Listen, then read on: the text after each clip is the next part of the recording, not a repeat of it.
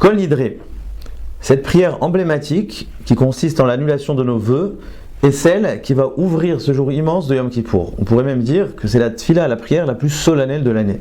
On raconte d'ailleurs sur le philosophe Franz Rosenzweig qui s'apprêtait à se convertir au christianisme, mais tout simplement il voulait se convertir non pas en tant qu'athée, mais en tant que juif. Pour cette raison-là, il prit la décision de passer un dernier Kippour avant même sa conversion. Et l'histoire raconte que la mélodie tellement émouvante de Kol Nidre l'a fait complètement changer d'avis, l'a bouleversé. C'était donc le point de départ de cette teshuva. Qu'est-ce qu'il y a d'extraordinaire dans cette prière de Kol Nidre qui consiste donc en l'annulation des vœux? En quoi cette prière va inaugurer le rite des tefilot de Yom Kippour? Il semble que cette prière représente le fondement même de la teshuva, car comme dit le Ramchal dans son livre bien connu Mesilat Yesharim, l'idée profonde de la teshuva est la notion de Hatarat Nedarim, l'annulation de nos vœux. Mais quel est le sens de cette mitzvah de Hatarat Nedarim qui nous a l'air un petit peu comme une formule magique? On va devant le rabbin, devant le tribunal rabbinique et tous nos vœux sont annulés, sont autorisés. Quel est le sens profond? Pour comprendre cela, il faudrait comprendre la différence profonde entre la parole et l'acte.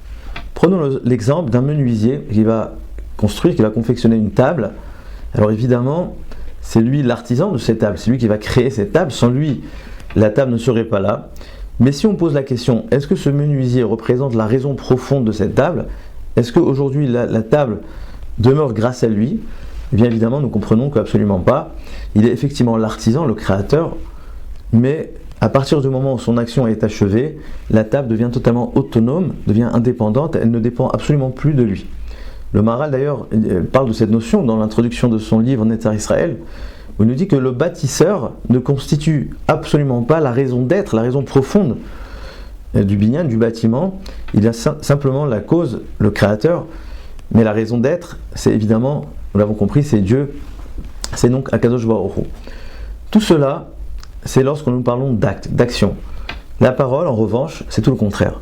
La parole reste totalement reliée à son auteur. La parole ne se défait pas de son créateur, de la personne qui l'a dite, qui l'a formulée, qui l'a prononcée, mais elle est toujours existante en relation même à l'auteur de cette parole. D'ailleurs, la raison, vous savez, dans les kinyanim, dans les transactions selon la Torah, il y a une halakha qui nous dit qu'il faut absolument un acte, une action. On ne peut absolument pas réaliser une transaction selon la Torah par une parole. Et la raison à cela est que la transaction, c'est le fait justement de créer un point de non-retour, le fait de passer donc du vendeur à l'acquéreur. Et pour cela, il faut traduire ça à travers un acte, à travers une action, car c'est l'action qui va représenter justement cette idée de point de non-retour. Cette idée du fait que la chose va passer à l'acquéreur et va se défaire totalement du vendeur. Alors que la parole, comme nous avons dit, elle reste en permanence liée à l'auteur, et c'est pour cette raison-là que la parole ne va jamais nous permettre justement de faire passer un objet d'une personne à l'autre, car elle reste attachée à celui qui l'a prononcé, à celui qui l'a formulé. La raison profonde de cette différence, c'est que si l'action se réduit dans un espace-temps, eh bien la parole reste totalement illimitée, reste éternelle, elle ne s'inscrit absolument pas ni dans l'espace ni dans le temps. C'est pour cette raison d'ailleurs que vous remarquerez qu'on peut parler sur une parole du passé au présent. Par exemple, on a l'habitude de dire la Gemara dit, le Rashba dit, un tel dit, pourtant on parle d'un auteur qui n'existe même plus. Alors que lorsqu'il s'agit d'action, d'une réalisation, on ne peut absolument pas utiliser le présent pour une action qui a eu lieu auparavant.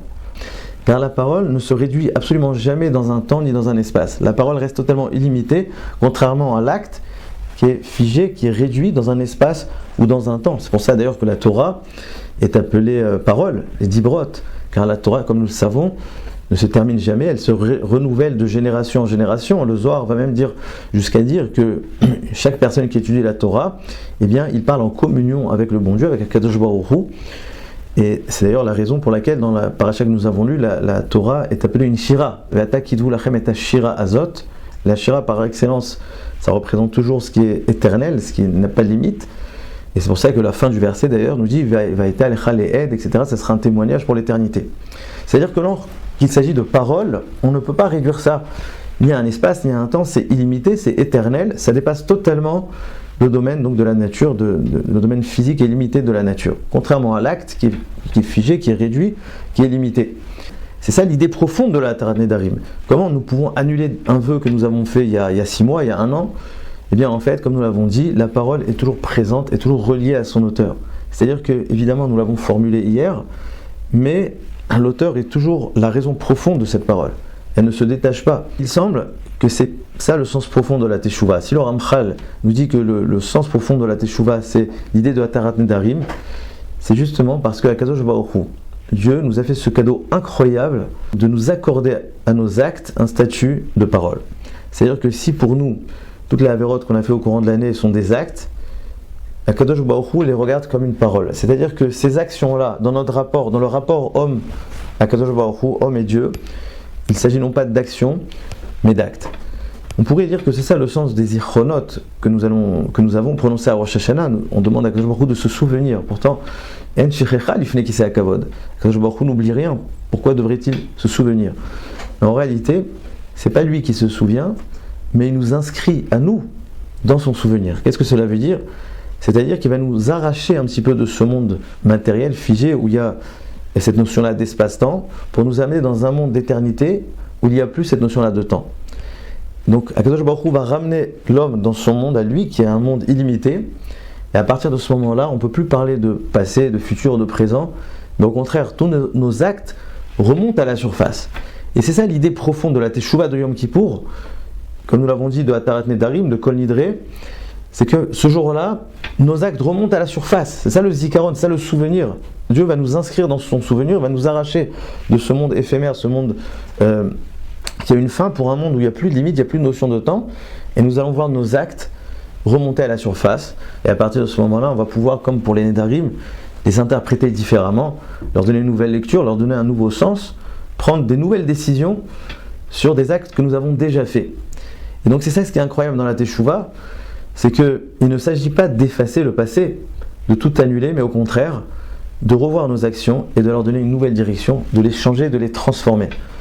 C'est ça l'idée d'ailleurs des Shivrei Luchot Munachim Ba'aron. Nous savons que les débris des Luchot qui ont été brisés suite à la faute du Hegel, nous allons les garder dans le Haron, car l'idée de la Teshuvah se reprend justement ce passé, donner une nouvelle lecture, et c'est pour cela que les sages vont nous dire que celui qui fait Teshuvah mais Ahava, par amour, ces Averot vont devenir des mérites, car justement nous allons reprendre ces actions-là, nous allons les changer, nous allons les transformer.